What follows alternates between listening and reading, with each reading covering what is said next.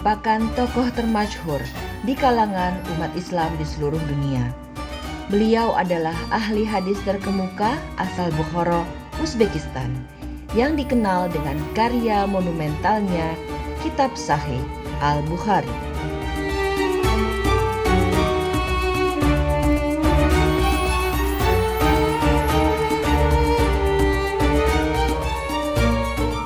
Kegigihan dan perjuangan Imam Bukhari dalam mengumpulkan hadis-hadis sahih menginspirasi kami untuk melakukan perjalanan religius ke wilayah Samarkand, suatu kota kecil di Uzbekistan, tempat makam peristirahatan terakhir Imam Bukhari, sang ulama besar perawi hadis.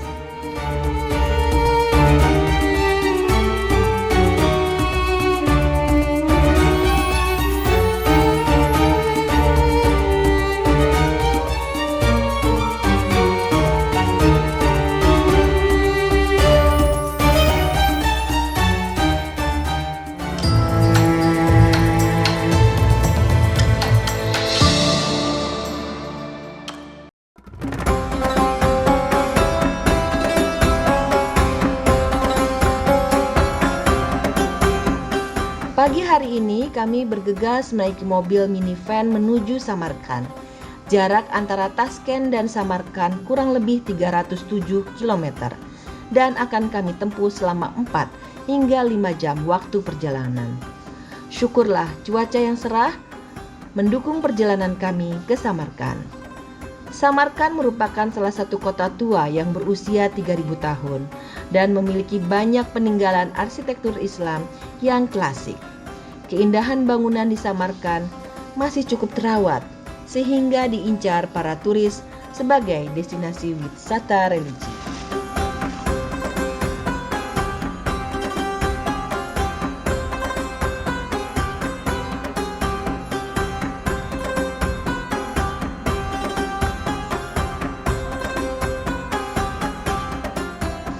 Pertama, kami tiba di Silk Road International University of Tourism, sebuah kampus yang didirikan dengan konsep yang diluncurkan pada saat sidang UN-WTO di Bali, Indonesia.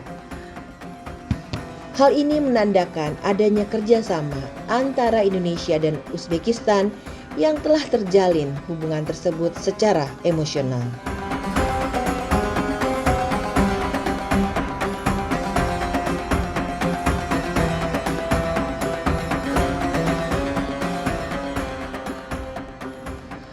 Salah satu makanan utama yang menjadi favorit bagi masyarakat Uzbek adalah pilav Uzbekistan. Saking enaknya, bahkan salah satu tokoh cendekiawan Islam di bidang kedokteran, yaitu Ibnu Sina, konon pernah mengatakan bahwa pilav Uzbekistan adalah salah satu resep yang paling lezat. Acara makan siang hari ini menjadi pengalaman yang berharga. Usai bersantap dan silaturahmi, kami harus segera kembali ke penginapan untuk melanjutkan perjalanan ke makam Imam Al-Bukhari di kota Samarkand.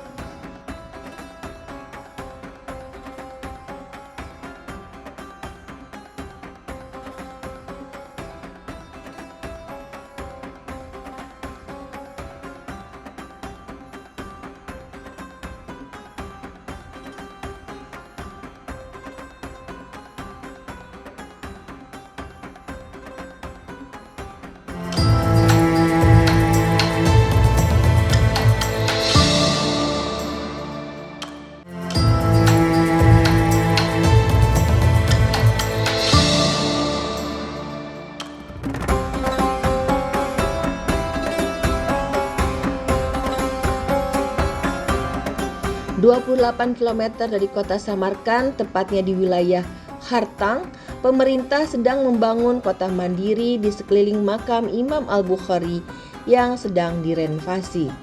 Lengkap dengan madrasah, masjid, museum, serta tidak kurang dari 27 hotel siap didirikan. Kurang lebih 10.000 pekerja yang terlibat dalam proses pembangunan kota mandiri tersebut.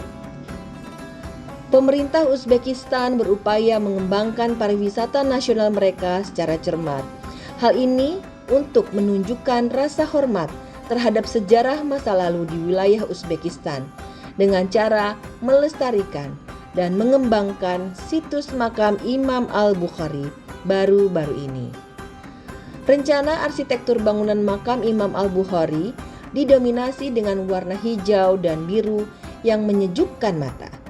Berdiri kokoh di dalam komplek museum, bangunan tersebut dilapisi dengan nuansa emas dan batu permata. Sang imam terlahir dengan nama lengkap Abu Abdallah Muhammad Ibnu Ismail Ibnu Ibrahim Ibnu Al-Mughiran Ibnu Barzibah Al-Ju'fil Bukhari.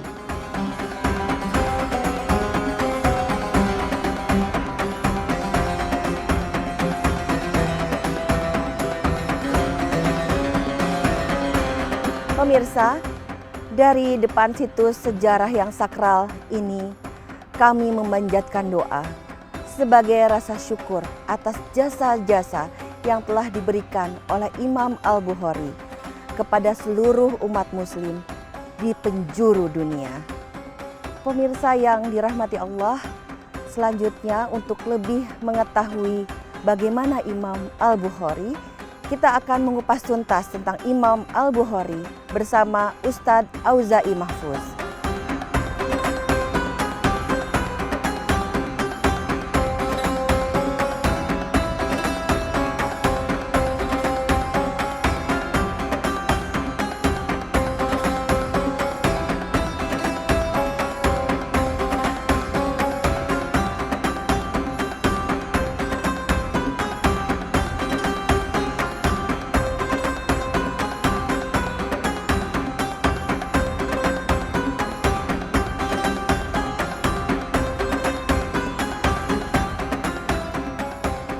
Assalamualaikum Ustadz. Waalaikumsalam. Ahlan wa sahlan. Alhamdulillah dapat kesempatan bertemu Ustadz. Alhamdulillah. Mari silakan. Ya. Ustadz. Alhamdulillah. Kita ada di depan komplek makam Imam Al-Bukhari. Sebetulnya siapa sosok Imam Al-Bukhari itu? Dan begitu istimewanya beliau Ustadz. Iya. Kenapa Ustadz? Imam Bukhari rahimahullah ta'ala yang nama aslinya Muhammad bin Ismail ibni Ibrahim ibni Bardizbah ibni Mughirah ibni Bardizbah Al-Ju'fi yang asalnya dari kampung halamannya ini yang kita ada di sekarang. Beliau ulama besar, kaliber internasional di agama kita. Kitab suci yang setelah Al-Quran adalah Sahih Al-Bukhari. Panjang sebenarnya ceritanya, kayaknya rada panas. Kita masuk ke dalam. Dengan senang hati Ustadz, mari Ustadz kita kantor pelajari Imam Bukhari. Ustadz.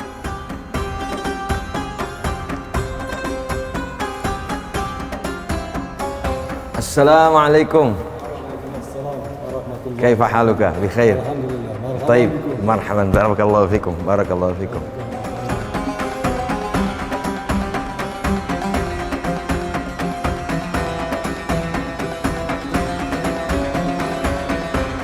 Ustadz, ini kitab Imam Bukhari. Ya, ini manuskrip. Manuskrip.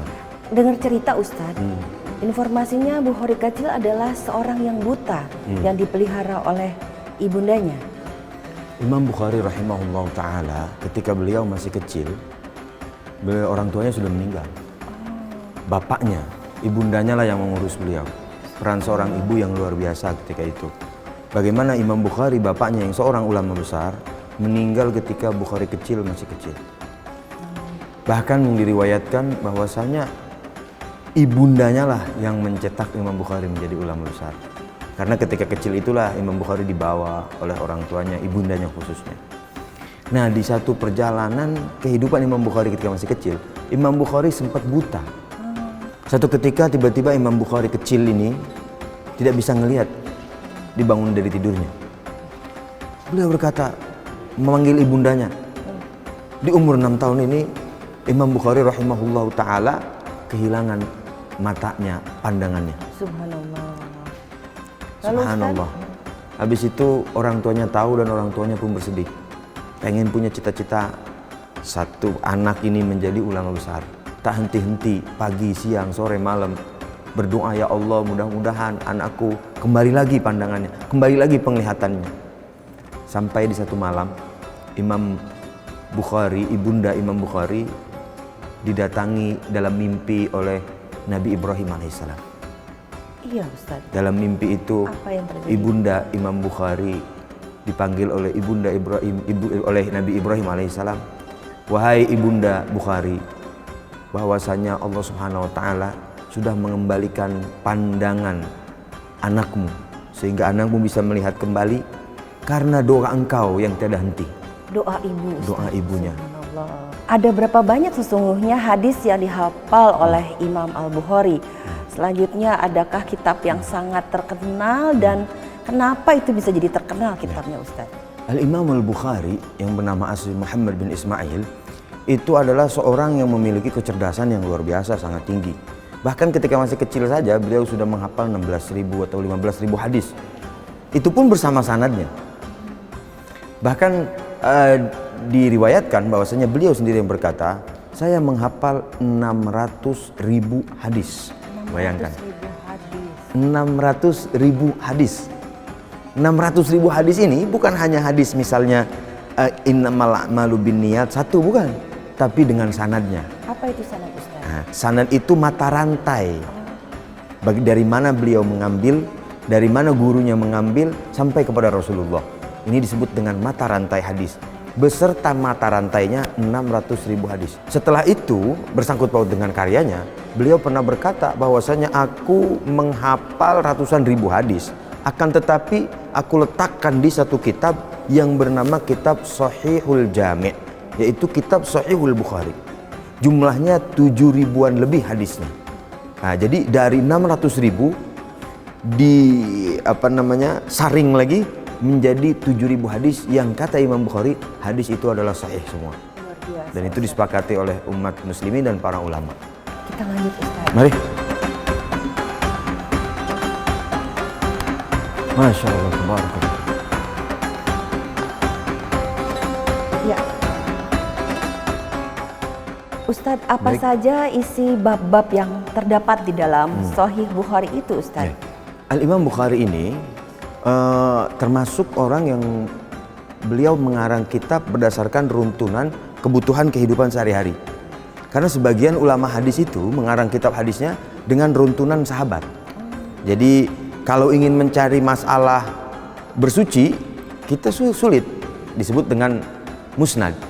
Tapi Imam Bukhari ini bagian awal tentang keimanan, tentang fikih, kebutuhan kehidupan sehari-hari, ibadah sehari-hari, dilanjutkan dengan sejarah Nabi Muhammad SAW. Di dalamnya juga ada tentang jual beli, ekonomi bisnis Islam, bagaimana caranya yang diajarkan oleh Nabi Muhammad SAW atau contoh-contoh yang dilakukan oleh para salafus saleh.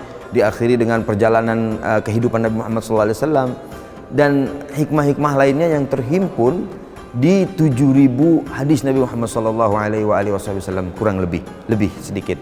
Nah ini tentunya yang menjadi harga mahalnya Sahih Bukhari adalah dijaganya oleh Allah Subhanahu wa taala daripada hadis-hadis yang tidak sahih, yang pertama.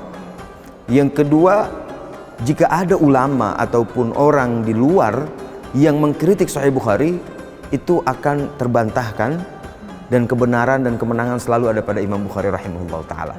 Jadi kitab yang luar biasa ini Sahih Bukhari. Ustadz Auza'i, tadi kan dinyatakan bahwa kitab Sahih Bukhari itu karena Imam Bukhari paling banyak menghafal riwayat-riwayat hadis Nabi Muhammad. Kemudian bagaimana pembuktian autentisitas dari kehafalan Imam Bukhari itu? Apa sih yang membuktikan bahwa ini betul adalah kitab yang paling otentik dari apa yang disampaikan oleh Nabi Muhammad? Mengenai otentiknya kitab Sahih Bukhari tentu diukur dengan kekuatan hafalan si pengarangnya. Kebetulan kita sekarang di museum ini ada sebagai ilustrasi, sebagaimana di sini ada 1, 2, 3, 4, 5, 6, 7, 8, 9, 10 ya, 10 orang ulama yang hadir dan di hadapan ilustrasi, bukan Imam Bukhari tapi ilustrasi di Imam Bukhari, dan di belakang sana dihadiri oleh puluhan ulama. Jadi kejadiannya sebenarnya yaitu kejadian pada waktu Al-Imam Al-Bukhari rahimahullah ta'ala datang ke kota Baghdad, yang mana ketika itu diriwayatkan oleh Al-Imam Az-Zahabi dalam Tazkiratul Huffaz. Beliau meriwayatkan satu ketika Al-Imam Bukhari itu datang ke kota Baghdad. Ketika Imam Bukhari datang ke kota Baghdad, banyak para ulama mendengar bahwasanya ada Imam Bukhari dari Bukhara datang, Muhammad bin Ismail itu datang. Lalu mereka ingin mengetahui sebagaimana orang terkenal, orang ulama yang terkenal tiba-tiba datang ke kota kita. Orang-orang Baghdad berkumpul dan ulama Baghdad berkumpul. Satu orang mengusulkan, bagaimana kalau kita tes Imam Bukhari ini?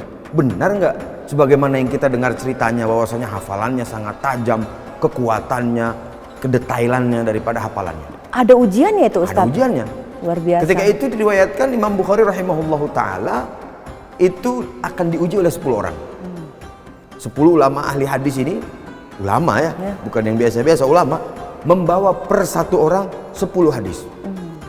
Kalau 10 dikali 10 berarti 100 hadis yang akan diajukan kepada Imam Bukhari. Imam Bukhari mengiyakan undangan itu dan datang ke majelis mereka.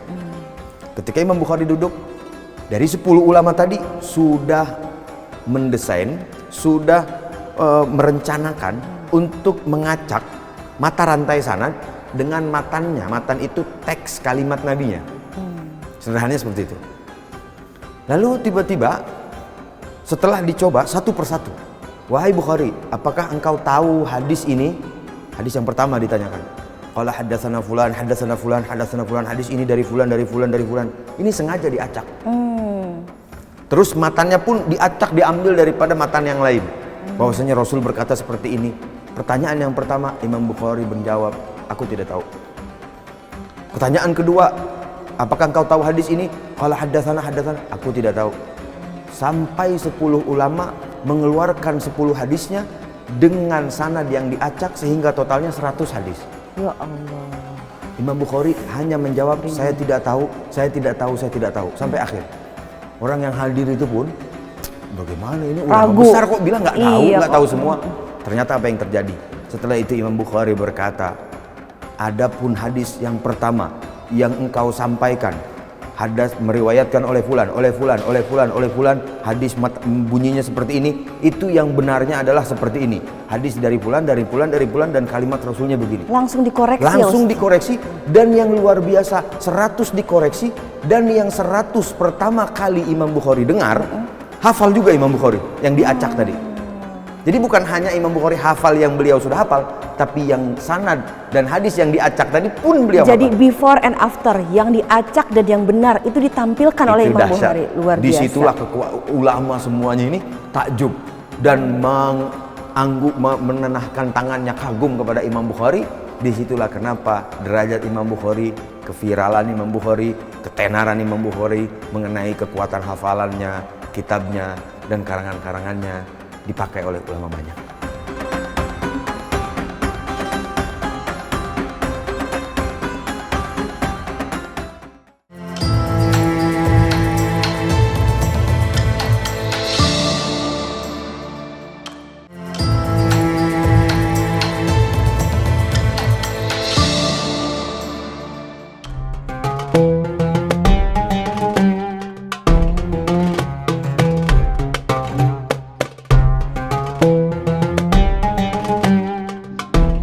Di kalangan masyarakat Uzbekistan sendiri, rupanya ada kisah menarik antara Presiden pertama Indonesia Soekarno dengan situs makam sang perawi hadis Imam Al-Bukhari. Alkisah telah menjadi kebiasaan unik Soekarno saat berkunjung ke luar negeri untuk melakukan ziarah di pusara tokoh-tokoh dunia. Soekarno disebut-sebut sebagai sosok yang berjasa dalam menemukan dan juga menziarahi makam Imam Al-Bukhari pada tahun 1956.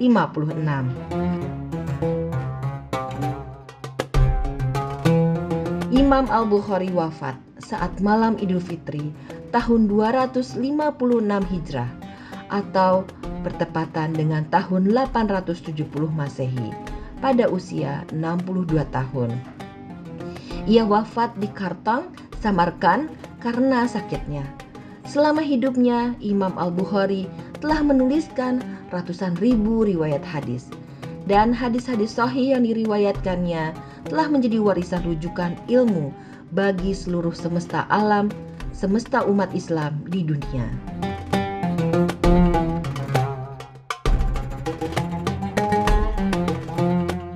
Kurang lengkap rasanya kalau tidak berkunjung ke kota Bukhara, tempat kelahiran sang perawi hadis Bukhari. Letak Bukhara terbilang amat strategis karena berada di jalur sutra. Tak heran bila sejak dulu kala Bukhara telah menjelma menjadi pusat perdagangan, ilmu pengetahuan, budaya, dan agama.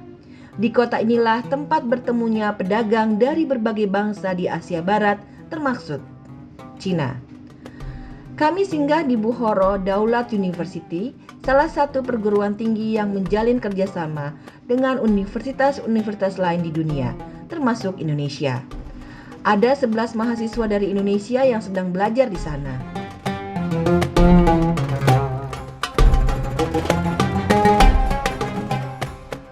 Yes, Uzbekistan has a population of more than 35 million and more than 85% of the population are Muslims. So from this point of view, Uzbekistan can be accepted as one of the countries where the majority of population are Muslims. But from other point of view, we are known in the world and in history as the cradle of Islamic civilization, because starting from 9th and 10th centuries, here there was a renaissance of the Islamic civilization, which we can see from archives, from history, from very old architectural buildings, and from very big known scholars like Imam Bukhari, Imam Maturidi, and others. They made Bukhara to become a Bukhara Sharif, so holy Bukhara city, and we are very proud of this. And for example, there are some facts that underline that Bukhara Sharif was really very prominent in Islamic world. For example, the first ever madrasas, which can be named as the universities of the modern world, were in Bukhara. For example, the Farjak Madrasa was functioning in Bukhara in the 10th century, and after that there were also many madrasas, many mosques built here, and Bukhara has one very good, very specific feature, that in Bukhara there were every time more madrasas than mosques. So Bukhara people, Bukhara scholars were making very big achievements in Islamic studies, and thousands of people who distributed, who promoted Islam in many other countries have studied here. So from this point of view, yes, Bukhara and the modern Uzbekistan, which includes not only Bukhara but Samarkand, Tashkent, Termez, and other very prominent cities in Islamic history, can be known as one of the cradles of Islamic civilization and Renaissance. There were many, hundreds of prominent people from Bukhara, but as you mentioned, two are very well known in the whole world: the Imam Bukhari and Ibn Sina, or Avicenna, like in modern countries it's named. Ibn Sina is named as Avicenna. We also consider them here as very big stars of the Islamic Renaissance and civilization, and of course we have to work on promoting these names now to the world. And very many things which were explained by in Imam Bukhari's books, hadith, and other citations, and also including Avicenna's, Ibn Sina's very works are still can be accepted as very modern. For example, can you imagine that Avicenna, Ibn Sina was was analyzing the quarantine period of 40 days, for example, 1000 years ago. He was writing like that wherever there is a virus, if there is a virus in your area, don't go out of that area. If there is a virus in some area, don't go to this area. Can you imagine that this was very, very actual 2 years ago when this coronavirus started? And even Ibn Sina Avicenna was one of the first scientists, scholars here who started the operations. He was one of the promoters of this quarantine, like 40 days. This was very actual in the pandemic time. And Imam Bukhari, of course, he was born here and he spent 40 years of his life for collecting the true hadiths of Prophet Muhammad sallallahu alaihi wasallam. And his book of hadiths can be accepted as, let me say, encyclopedia of the Islamic science. And we have to work very well on this. There are many names, but these two names, as you mentioned, are very important, and we have to work very very hard and active on promotion of these names. And thank you. And our university, Bukhara State University, is very well known in Uzbekistan and also in abroad as one of the leading universities of Uzbekistan, and with more than 25,000 students. We are one of the biggest universities in Uzbekistan, but we are also doing very good not only in teaching, educating, but also in science.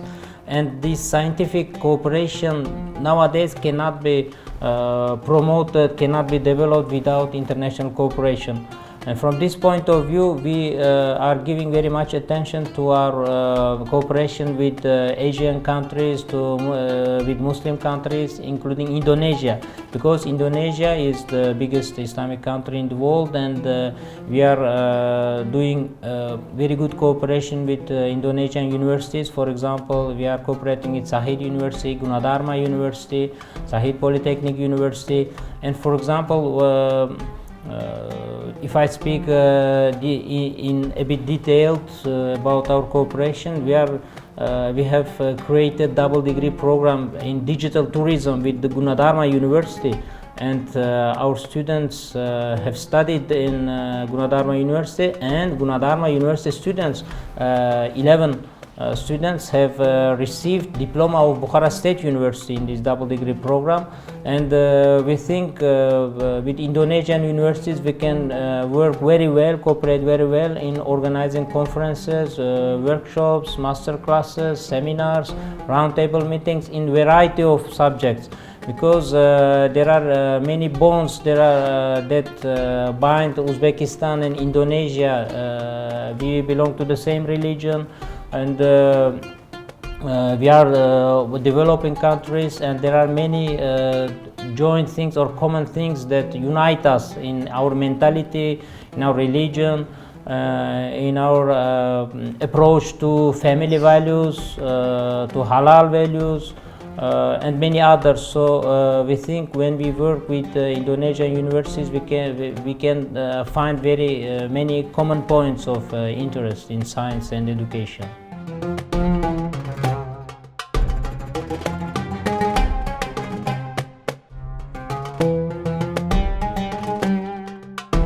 I was a master degree student of joint program between Bukhara State University and Universitas Gunadarma. I was in Jakarta in 2019 and 2020. We studied one semester in there. So when I was in Jakarta, in Depok, my staff, the staff of Gunadarma, helped us too much. We visited some places in Jakarta and we explored several things, and we had more friends in there. So the study was too difficult, but our teachers, our mentors helped us too much, and it was a good experience to see the Indonesia and to see the culture and heritage sites and to explore more culture and people there. So I was very glad to be there, and I wish I could visit there again, and I'm planning to visit Jakarta in this summer.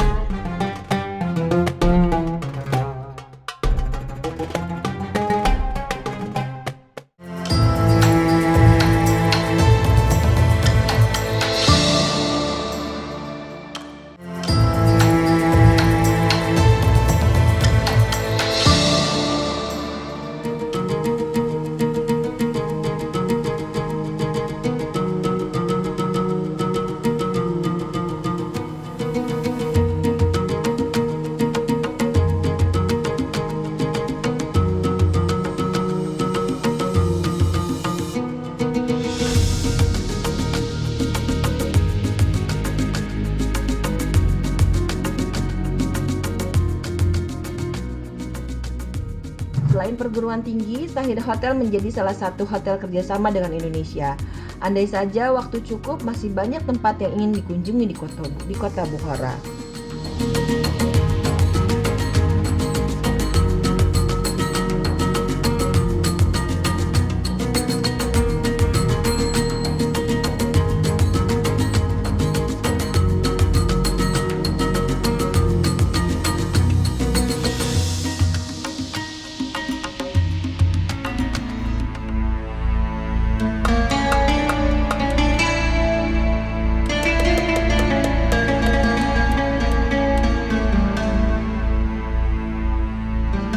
Menghabiskan waktu perjalanan kurang lebih 1 jam dari pusat kota Bukhara, tepatnya di perkampungan Peikan, di mana perawi hadis Imam Al-Bukhari dilahirkan.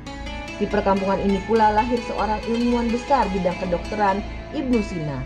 Perkampungan yang ramai pada zaman kejayaan Islam di kawasan Asia Tengah kini tinggallah menyisakan cerita.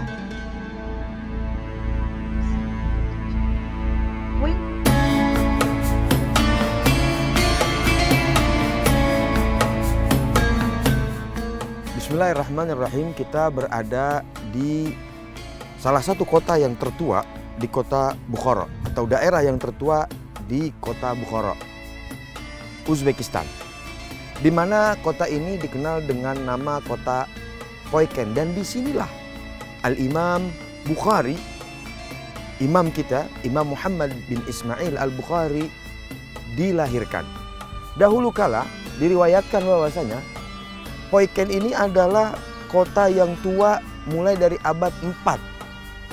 Jadi sudah ramai di sini, dulu berbentuk kota yang ramai.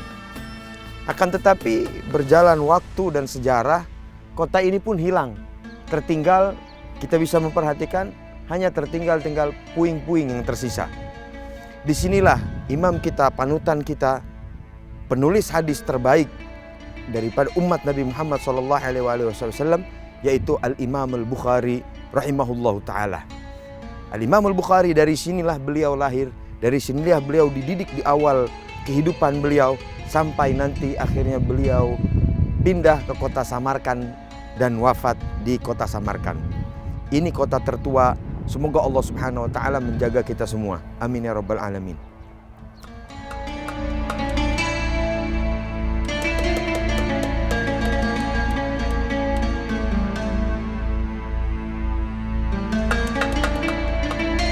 Puing-puing bekas bangunan masjid, madrasah yang sudah rata dengan tanah ditengarai dengan ditemukannya situs-situs sejarah yang disimpan di museum.